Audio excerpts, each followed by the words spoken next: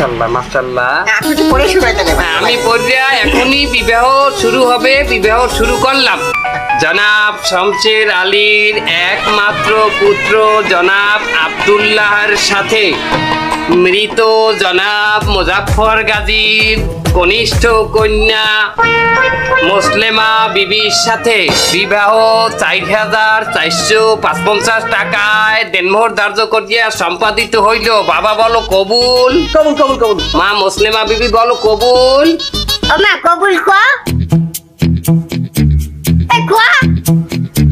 আদুত এই কবুল কবুল কবুল। ওই তো কইছে ওই কইছে। মাশাআল্লাহ মাশাআল্লাহ। মাইয়ে যে কবুল বলছে সেটা খালা শুনছে, শুনিয়া ৩ বার কবুল বলছে। এই বিয়া হইয়ে গেল। মোনাজাত করো। ওই খারাপ খারাপ কিরম করছেন? বিবাহ হয়ে গেছে, আপনি শোনেন নাই? মায়ের নাম মুসলেমা বিবি, এটা তো আপনি ভালো জানেন, আপনি তো তার খালু। মিয়া মুসলিমা তো মাইয়ের নাম না, মুসলিমা মাইয়ের খালার নাম, মানে আমার বোন নাম। আপনি কি করছেন এটা? ইন্না লিল্লাহি ওয়া ইন্না ইলাইহি রাজিউন।